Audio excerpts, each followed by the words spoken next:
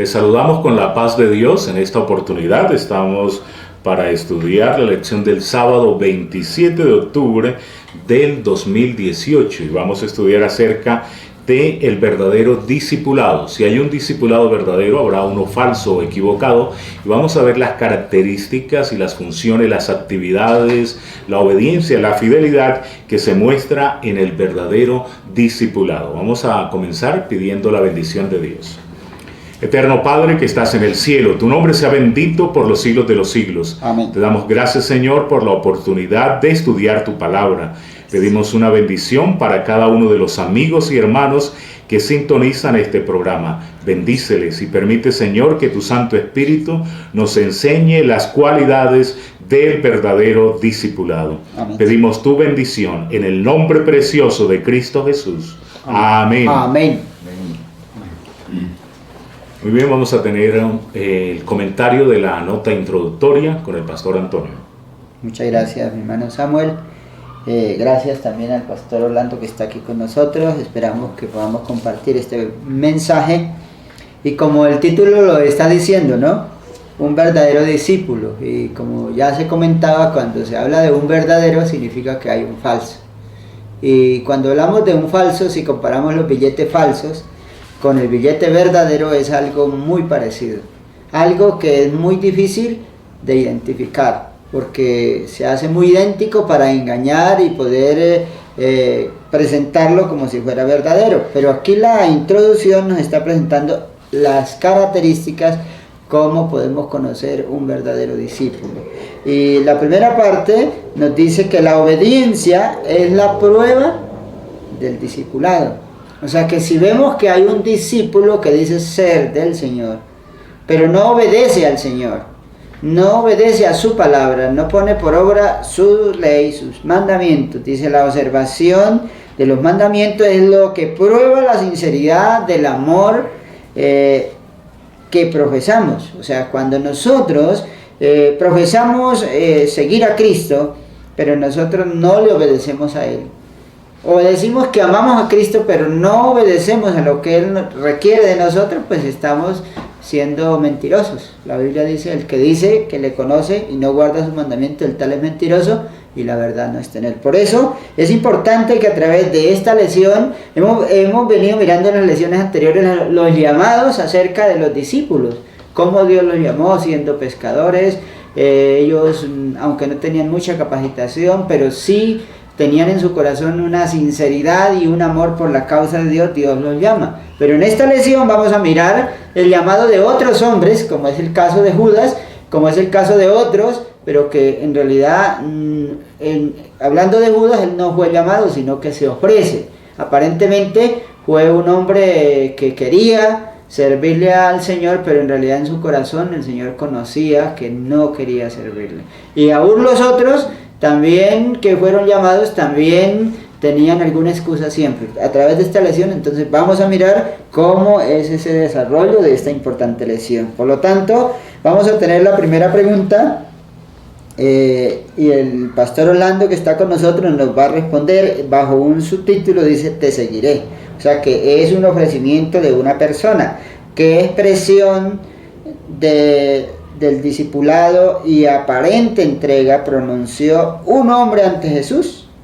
¿Era una persona común como los otros discípulos, pastor Orlando? Bueno, como ya fue dicho, este discípulo, a diferencia de los demás discípulos, sabemos que es un estudiante, una persona que quiere aprender. A diferencia de los demás que fueron llamados por Jesús, se ofrece. Y lo que nos dice Lucas, dice que yendo ellos, uno le dijo en el camino, Señor, te seguiré donde quiera que vayas. Pero lo que no dice Lucas lo describe Mateo, que porque viene la segunda parte, era una persona común como los otros, pues no era común, porque aquí nos dice Mateo 8:19, y vino un escriba y le dijo, maestro, seguiré a donde quiera que vayas. Entonces aquí comenzamos a mirar de que se ofrece, era una persona elocuente, seguramente como muchos hoy, que quizás por sus capacidades, por sus dotes, se cree que está apto para cumplir la orden, o sea, la predicación evangélica, pero no se requiere solamente la parte intelectual, la disposición, sino también se requiere la vocación. Y el Señor, que conoce los corazones, Él llama y lo vimos en la lección pasada, a muchos de sus discípulos que llegaron a ser grandes personajes a pesar de que eran humildes pescadores. En contraposición, este era un escriba. La nota nos dice que un hombre que no había sido llamado se presentó con instancias, entre ellos era Judas Iscariote. O sea, aquí ya menciona que ese escriba era directamente Judas Iscariote, hombre que profesaba seguir a Cristo y que se adelantó ahora para solicitar un lugar en el círculo íntimo de los discípulos. Y dijo: maestro, seguiré donde quiera que fuere. Jesús no le rechazó ni le dio la bienvenida, sino que pronunció tan solo estas tristes palabras: las zorras tienen cavernas, las aves de los cielos tienen nido, pero el Hijo del Hombre no tiene donde recostar la cabeza, que es lo que ahora se va a continuación a ampliar sobre esta parte. Entonces esa es la parte donde te seguiré, es el subtítulo. Vamos entonces ahora a mirar la segunda, que es: considerando la respuesta que Jesús dirigió a estos hombres en el lugar de aceptarlo inmediatamente como discípulo y quizás hacerle algunas promesas, ¿cómo le hizo saber que no podía esperar ningún beneficio material al llegar a ser discípulo? El hermano Samuel Becerra. Gracias, Pastor Orlando. Sí, de hecho, como dice la introducción, debería haber sido aceptado, darle una promesa, una bienvenida, pero el Señor fue muy claro, muy contundente, muy preciso, y le recuerda, ¿no? Porque digamos que Judas tenía la ambición de un reino político, de ganancias económicas, y por eso al describirle, las zorras tienen guaridas, las aves de los cielos nidos, mas el Hijo del Hombre no tiene dónde recostar la cabeza. Está mostrando pues la humildad, la pobreza que tenía el Señor Jesucristo, ¿no? Que no tenía nada en absoluto. Podemos ver por las Sagradas Escrituras que no tuvo un lugar donde nacer, un lugar donde dormir, no poseía una casa, un bote para cruzar el mar de Galilea tuvo que prestarlo, un animal para montar, para entrar allá precisamente en esa entrada a Jerusalén, un cuarto donde comer la última cena con sus discípulos, una tumba en la cual ser sepultado. Todo fue prestado porque, como él le dijo, no tiene nada, no tiene ni siquiera dónde recostar esa parte de su cabeza. Jesús vino entonces a este mundo en humildad, era de una familia pobre, la majestad del cielo, era el Rey de Reyes y Señor de Señores, pero se rebajó a estar en este estado de pobreza, de humanidad, para que nosotros con su pobreza fuésemos enriquecidos. Con esto era para que Judas captase el mensaje, inmediatamente hubiese rechazado la invitación o la oportunidad, el deseo que él tenía mejor de ser parte de este grupo selecto. Pero vemos que tristemente él continuó en esa iniciativa propia, pero el Señor claramente le está mostrando cuál era la condición del discipulado: pobreza y humildad. Veamos con el pastor Antonio qué invitación dirigió Jesús a uno de sus seguidores y qué reveló la respuesta. ¿Era posible asistir primero al funeral de su padre y después seguir al maestro? Bueno, aquí tenemos tres preguntas en una sola. La primera pregunta es: ¿qué invitación? Cuando hablamos de esa invitación, o sea, ¿cuál era esa invitación? Nos está presentando que la invitación fue a que este hombre pudiera tomar decisión. Porque según nos presenta los comentarios bíblicos adventistas, dice que este ya era un discípulo. Él era un discípulo, pero dice por su actitud lenta, siempre buscaba cómo postergar sus decisiones. Eso ocurre muchas veces en nosotros. A veces Dios nos hace llamados y aún estando ya dentro del camino de Dios, y nosotros nos da temor muchas veces tomar decisiones. A veces siempre buscamos un pretexto y no queremos tomar la decisión de aceptar lo que Dios nos dice que hagamos o la tarea que Él nos coloca. Entonces por eso la invitación que le hace es a tomar decisión. En la segunda parte de la pregunta, podemos decir que es por eso que la respuesta de él es: deje que vaya y entierre a mi padre. Esa fue la respuesta de aquel discípulo, ¿no? Permítame primero ir a enterrar a mi padre, ¿no? Y luego te seguiré. Pero dice, con seguridad podemos darnos cuenta de que esta respuesta tenía como un objetivo, en primer lugar, una evasiva. ¿Esa respuesta era qué cosa? Evasiva. Una evasiva para él postergar el llamado que el Señor le estaba haciendo. ¿Por qué una evasiva? En segundo lugar, podemos darnos cuenta que él no tenía a Cristo en el primer lugar. Porque ¿a quién tenía como primer lugar? A su Padre. Entonces, eso es muy importante que analicemos nosotros. Muchas veces nosotros pensamos primero en la esposa, en la novia, pensamos primero en el dinero, primero en la finca, primero en cualquier otra cosa, y decimos, pero es que Dios me está llamando a predicar el evangelio, pero es que el negocio, me está llamando a hacer la obra de Dios, pero es que mi mujer, es que mis hijos, o sea, siempre hay una disculpa, una evasiva para nosotros no cumplir con el llamado de Dios. Y ante la última parte que dice, era posible asistir primero al funeral, pues muy bien, podemos decir que ante esa pregunta, si era posible primero enterrar a su padre, pues con seguridad podemos darnos cuenta en la Biblia que su padre no estaba muerto. ¿Por qué? Hay una evidencia. Tengamos en cuenta que si su padre en ese momento estuviera muerto, él no estaba siguiendo a Jesús, estaría en el funeral, estaría velando a su padre. Su padre, según el comentario bíblico, dice que tenía demasiada salud, que él estaba sano y que esa muerte que estaba anunciando su hijo se estaba refiriendo hacia el futuro, era que esperara que su padre se muriera, pero no sabíamos, el mismo hombre no sabía cuándo su padre se iba a morir. O sea, él mismo no sabía si se moría primero él que su padre, quizás. Imaginémonos nosotros esperando que mi padre muera para después seguir a Cristo, cuando yo no sé si me muera antes que mi padre.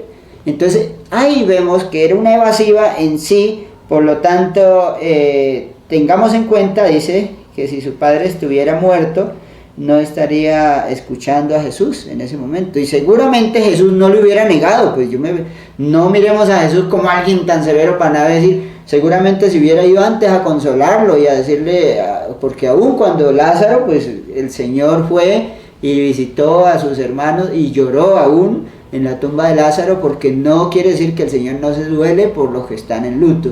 Entonces, qué importante que en este momento comprendamos que Cristo nos lleva a tomar la decisión a seguir, era ese su propósito. O sea, el Señor lo que le estaba diciendo era, deje que los muertos entierren a sus muertos, significa que usted debe tomar una decisión ya. O sea, la decisión para seguir al Señor no debe tener nada que nosotros pongamos como una excusa para no decidir. Si nosotros no decidimos es porque no tomamos a Dios en primer lugar. Eso debe ser muy claro en esta lección. De ahí que esto es una lección para nosotros. Muchas veces nosotros siempre, yo he ido a personas que dicen, no, pues si no fuera por mi mujer, yo ya me hubiera bautizado. Si no fuera por mis hijos, yo ya me hubiera bautizado. Si no fuera por esto, ya hubiera tomado la decisión. Hermano, esto no debe existir en la vida del cristiano. El Señor Jesús es muy valioso y debe ser el primer lugar cuando Él nos llama. Que el Señor nos ayude para poder comprender esto y poder avanzar en este caso. Vamos a avanzar con el siguiente subtítulo. Dice, primera prioridad. Nos va a hablar de la prioridad. Pastor Orlando, ¿qué era más urgente en nuestra decisión personales? ¿Concedemos prioridad a la predicación del reino de Dios como declaró Jesús o a nuestras propias necesidades?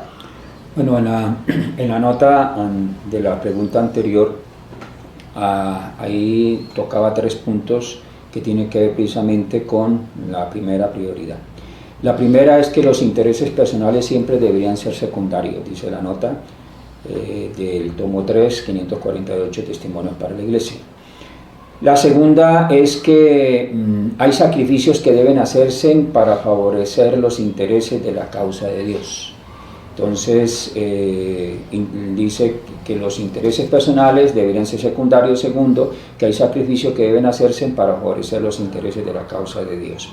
Y como último, nos hablaba que, sin embargo, después de todo, cualquier sacrificio que nosotros hagamos es pequeño, finalizaba diciendo la nota. Por eso, yendo al texto ya de la pregunta en Mateo 8:22, dice: Jesús le dijo, seguidme y deje que los muertos entierren a los muertos. A veces nosotros, como dice allá en Mateo 6:23, que en lugar de buscar el reino de Dios y su justicia, nos vamos primero a las añadiduras. Cuando la Biblia dice, busquen el reino de Dios y su justicia, y lo demás viene por añadidura. Pero a veces nosotros nos quedamos con añadidura. Las personas que están muertas, pues tenemos que trabajar por los vivos que asisten a sus funerales, porque ya el muerto, su memoria es puesta en el olvido, su odio, todo feneció ya, y él ya concluyó su existencia, y dependiendo de su vida que llevó, podrá entonces disfrutar de las mansiones eternas, o también puede tener un juicio de pérdida de su vida para siempre. Por eso, deje que los muertos entierren a los muertos, pero tú entonces trabajes por los vivos, en otras palabras. Y hijo, lo repite Lucas también, cuando dijo, deja que los muertos entierren a sus muertos, y tú ve y anuncia el reino de Dios. O sea que aquí Lucas da una amplitud de la necesidad de anunciar el reino de Dios. Y hay una parte en la nota, al final dice, no podemos ser centinelas fieles a menos que permanezcamos en los puestos del deber. Llevaremos a cabo la obra a toda costa. Es decir, por algo dice que tú, como buen soldado, sufre penalidades. Los soldados tienen que a veces pasar navidades, festivos especiales, a veces se les mueren sus padres y a veces están en campo de batalla y no pueden abandonar para cumplir con estas labores que son humanitarias también desde el punto de vista personal. Pero nosotros también a veces a veces las almas que están pasando situaciones y que requieren con urgencia las atenciones de nuestro lado. Por otro lado, dice que los ángeles de Dios ministran nuestras familias en el hogar y dirán al enemigo, retírate. Hay una promesa, porque pareciera que sería como inhumano de nuestra parte que dediquemos más a la obra de Dios y descuidemos también en parte nuestra familia. Pero hay una promesa que mientras nosotros cumplamos fielmente lo que hacen los ángeles, dice, ministran a nuestras familias en el hogar y le dirán al enemigo, retírate. Así que bajo esa promesa nos debe llevar a que trabajemos dedicadamente en la obra de Dios. Bueno, vamos a una quinta. ¿Qué otro llamado dirigió el Señor a otra persona? Y nos dice que habiendo aceptado la invitación del Maestro, ¿qué podemos pensar acerca de la solicitud de una breve postergación? O sea, que posterga ese llamado. Hermano Samuel, ¿qué nos puede decir al respecto? Sí. Entonces tenemos aquí el tercer ejemplo, y digamos son tres ejemplos todos negativos, tristemente, ¿no? Pero aún de lo negativo, pues se sacan lecciones positivas para aprender acerca del verdadero discipulado. Este tercer personaje, pues al decirle al Señor, te seguiré, seguramente pues había recibido también la invitación, que era muy corta, del Señor Jesucristo, sígueme. Pero él responde entonces y comienza con esa expresión de 4 letras, bueno, yo te seguiré, Señor, pero, entonces a veces ese pero nos deja en la incertidumbre. Yo quiero servir al Señor, quiero aceptar la salvación, pero quiero servirle a Dios en esta campaña misionera, en el evangelismo, pero, y siempre esa palabrita nos distancia de alcanzar grandes ideales y la voluntad de Dios en nuestra vida.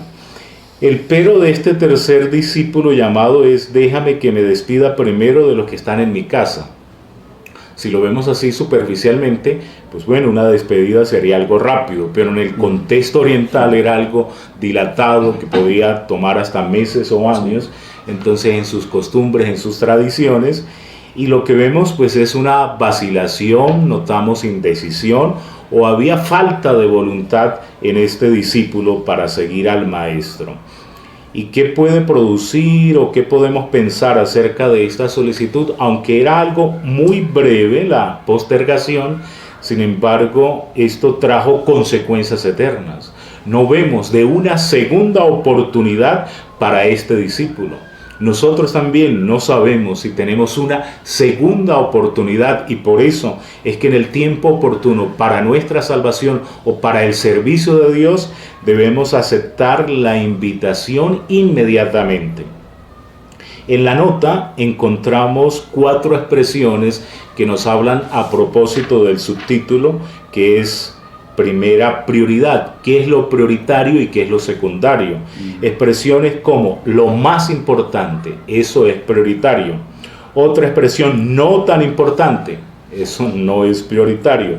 Lo menos importante, no es prioritario. Y una cuarta expresión dice lo más esencial. Tenemos que tener esa capacidad de sopesar y de evaluar las situaciones que estamos viviendo, la invitación que el cielo nos da para elegir lo prioritario, lo que es vital para este tiempo. Y quizás esta historia de este discípulo es muy parecido a lo que sucedió en Primero de Reyes 19:20, y vemos que allí Elías sí le dio oportunidad a Eliseo para ir a despedirse, pero él no se demoró mucho tiempo, y la predicación del Evangelio del Reino que el Señor tenía en este mensaje del Nuevo Testamento era urgente, era prioritaria. Eran apenas unos 6 meses que le quedaban de su ministerio y él debía trabajar arduamente.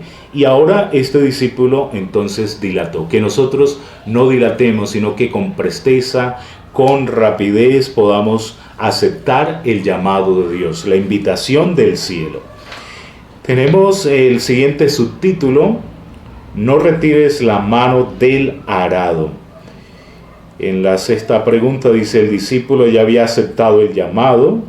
El maestro no podía haber aceptado esta simple petición. ¿Cómo lo consideró el Señor Jesús, Pastor Antonio? Qué importante es analizar en esta pregunta cómo el Señor Jesucristo aparentemente pareciera ser falto de comprensión para con esas personas, ¿no? Pero no es así. Aquí nos está hablando no de una persona que estaba viendo a primera vista. Nos dice que era un discípulo. O sea, siempre sigue, toda la lección nos está hablando no de personas que son llamadas por primera vez, sino de personas que ya están comprometidas. En este caso ya había un compromiso, existía un compromiso con esa persona, pero ahora podemos decir que era claro que era una excusa. ¿Una excusa para qué? Para devolverse.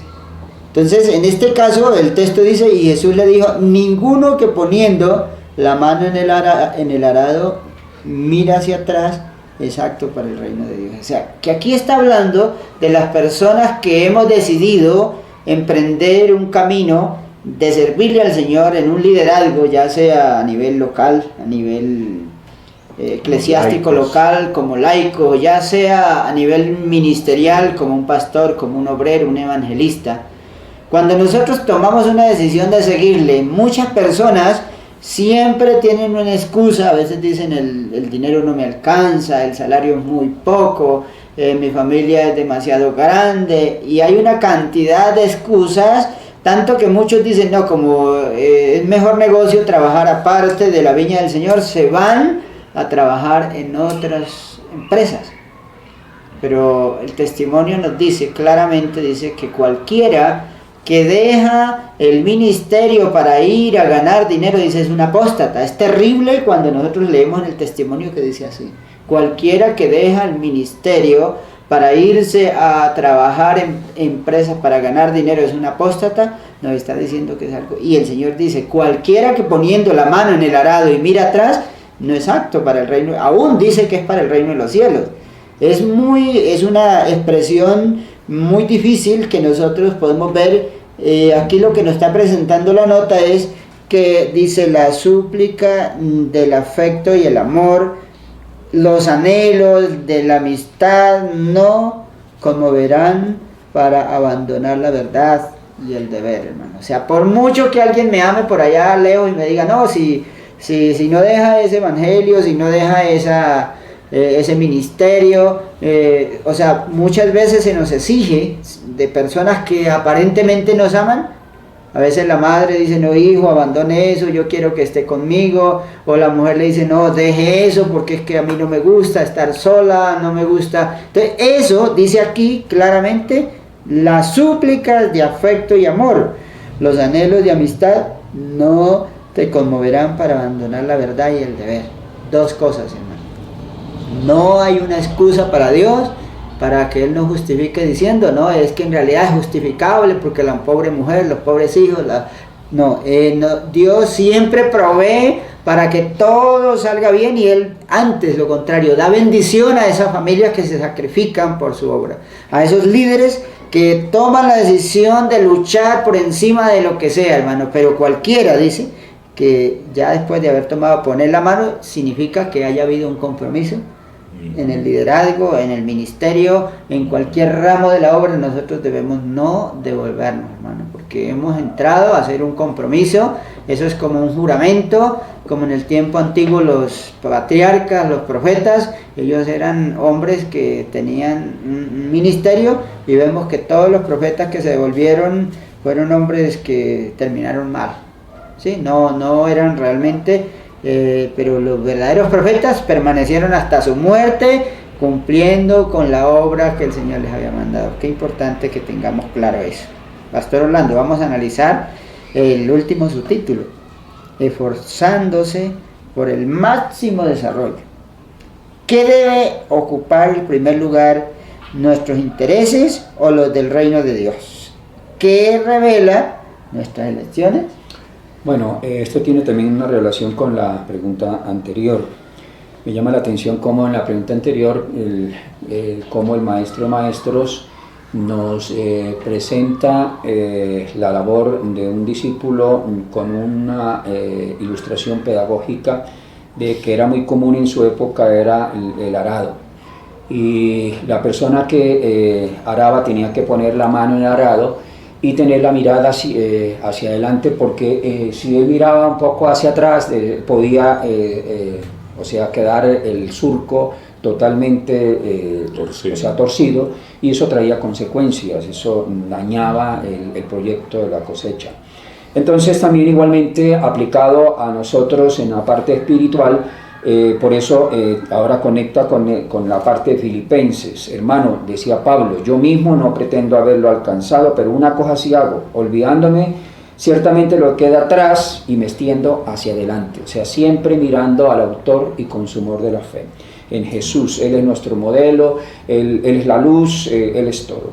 Y también Pablo, para tratar de darnos a entender la responsabilidad grande que tenemos dentro del discipulado para ser apóstoles, entonces nos dice, y tú sufres penalidades como buen soldado de Jesucristo. Aquí no nos está diciendo que no vamos a tener penalidades, no vamos a tener dificultades, Jesús las tuvo, cuanto más nosotros.